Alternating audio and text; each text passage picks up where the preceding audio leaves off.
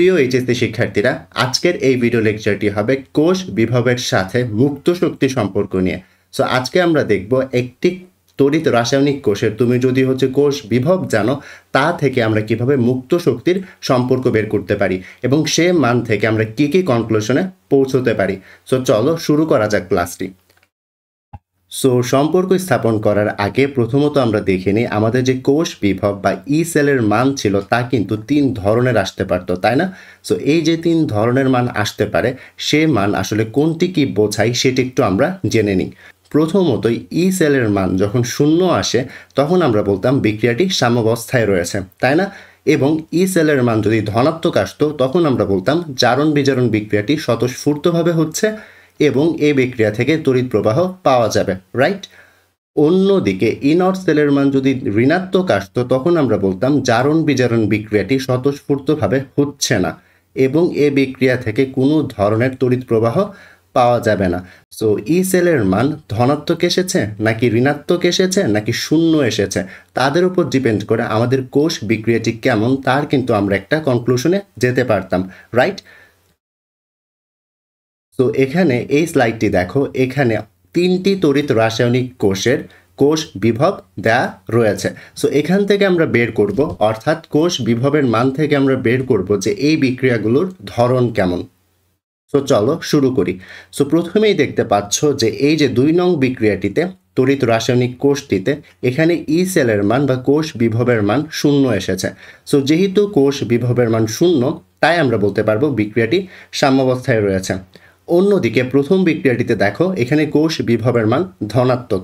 আমরা জানতাম কোষ বিভবের মান যদি ধনাত্মক হয় তার মানে বিক্রিয়াটি স্বতঃস্ফূর্তভাবে হচ্ছে এবং তা থেকে তড়িৎ প্রবাহ পাওয়া যাবে। অন্যদিকে তৃতীয় বিক্রিয়াটিতে দেখো, এখানে কি লেখা আছে? এখানে লেখা আছে কোষ বিভবের মান নেগেটিভ। আমরা কিন্তু একটু আগে স্লাইডে দেখে এসেছি কোষ বিভবের মান যখন নেগেটিভ হয় তখন বিক্রিয়াটি স্বতঃস্ফূর্তভাবে হয় না এবং সেখান থেকে আমরা কোনো তড়িৎ প্রবাহ পাচ্ছি না। তো এভাবে চাইলেই কোষ বিভবের মান থেকে একটি তড়িৎ রাসায়নিক কোষের বিক্রিয়াটি স্বতঃস্ফূর্তভাবে হচ্ছে কি হচ্ছে না এবং সেখান থেকে তড়িৎ প্রবাহ পাওয়া যাবে কিনা এবং আদৌ কি বিক্রিয়াটাই সাম্যাবস্থায় আছে কিনা তা আমরা বের করতে পারবো। আশা করি বুঝতে পেরেছ। সো এবার আসি আমাদের আজকের টপিকে, যেটি হচ্ছে মুক্ত শক্তির সাথে তড়িৎচালক শক্তির সম্পর্ক। মুক্ত শক্তির সাথে তড়িৎচালক শক্তির যে সম্পর্ক সেটি হচ্ছে ডেল্টা জি ইকুয়ালস টু মাইনাসের NFE। এই সূত্রটি ব্যবহার করে আমরা তড়িৎচালক শক্তি থেকে মুক্ত শক্তি বের করতে পারি। এখানে কার কি পরিচয়? এখানে ডেল্টা জি বলতে বোঝায় মুক্ত শক্তির পরিবর্তন এবং N বলতে বোঝায় স্থানান্তরিত ইলেকট্রন সংখ্যা এবং F দিয়ে বোঝায় 96,500 অর্থাৎ 1 ফ্যারাডে। এবং এখানে যে ই দেখতে পাচ্ছ, ই হচ্ছে আমাদের সেই চেনা পরিচিত কোষ বিভব বা ই সেল বা তড়িৎচালক বল, বা যাকে আমরা ইলেকট্রোমোটিভ ফোর্স বা ইএমএফও বলতে পারি। সো এই সূত্রতে শুধুমাত্র তুমি যদি ই এর মান জানো তাহলে তুমি খুব ইজিলি ডেল্টা জি বের করতে পারবে বা মুক্ত শক্তির পরিবর্তন বের করতে পারবে, কারণ এফ এর মান তো ধ্রুবমান এবং এন হচ্ছে একটি বিক্রিয়ার জন্য ফিক্সড, যেটি হচ্ছে স্থানান্তরিত ইলেকট্রন সংখ্যা। তো চলো আমরা যে প্রিভিয়াস স্লাইডে কয়েকটি প্রবলেম করেছিলাম যেখানে 3টি বিক্রিয়া দেয়া ছিল আর কোষ বিভবের মান দেয়া ছিল, সেগুলো থেকে আমরা বের করেছিলাম বিক্রিয়াটি স্বতঃস্ফূর্ত হচ্ছে কি হচ্ছে না এবং বিক্রিয়াটিকে আদৌ সাম্যাবস্থায় রয়েছে কিনা এবং তড়িৎ প্রবাহ পাবো কিনা, রাইট? সো এখন চলো ওই ডাটাগুলো ইউজ করে আমরা এখন মুক্ত শক্তির পরিবর্তন এই বিক্রিয়ার জন্য বের করি, কারণ এখানে ই এর মান দেয়া রয়েছে, রাইট? প্রত্যেকটি বিক্রিয়ার জন্য কিন্তু ই এর মান দেয়া রয়েছে। সো এখানে ডেল্টা জি এর মান যখন এই বিক্রিয়ার জন্য বের করব তখন খেয়াল করো এন কি স্থানান্তরিত ইলেকট্রন সংখ্যা। দেখতেই পাচ্ছ এখানে আয়রন থেকে আয়রন 2+ হয়েছে এবং কপার 2+ থেকে কপার হয়েছে, তার মানে এখানে স্থানান্তরিত ইলেকট্রন সংখ্যা 2 ছিল। আর 96,500 কেন বসিয়েছে? কারণ এফ এর মান হচ্ছে 96,500 এবং ই কি? ই হচ্ছে আমাদের ই সেলের মান, রাইট? সো এখানে দেখতে পাচ্ছ ই সেলের মান প্লাসের 1.180 ভোল্ট। সো এই মানগুলো যদি এখানে বসিয়ে দিই তাহলে আমি ক্যালকুলেট করলে আমি আমার মান পাবো জি এর, যেটি হচ্ছে মাইনাসের 227740 কিলোজল পার মোল। এই ইউনিটগুলো বসালে তোমরা মুক্ত শক্তির যে পরিবর্তন তার এককভাবে কিলোজুল পার মোল।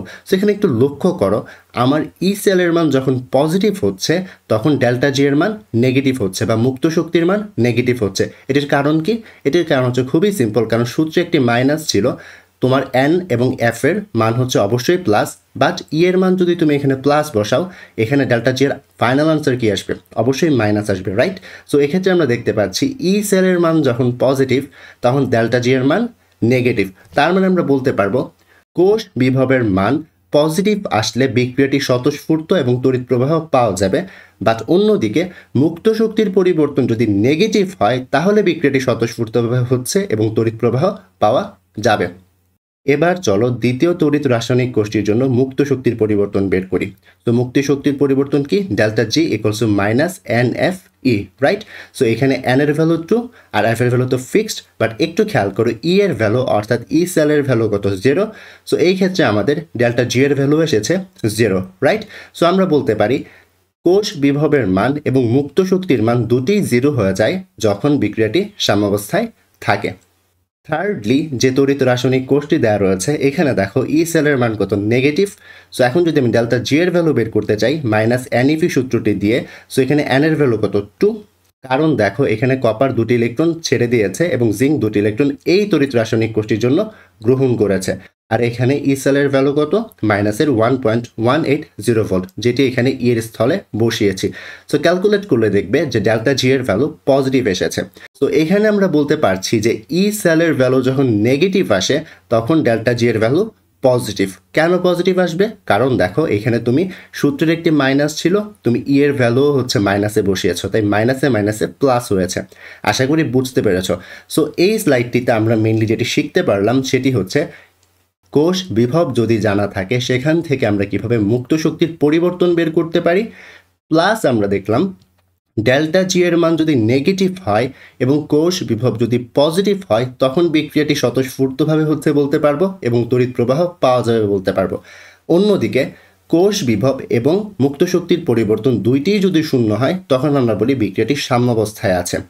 আবার ই সেল এর মান যখন নেগেটিভ হয় এবং ডেল্টা জি এর মান যখন পজিটিভ হয় তখন আমরা বলতে পারি বিক্রিয়াটি স্বতঃস্ফূর্তভাবে হচ্ছে না, অর্থাৎ তড়িৎ প্রবাহ পাওয়া যাবে না, কারণ এই বিক্রিয়াটি হচ্ছে একটা অস্বতঃস্ফূর্ত বিক্রিয়া।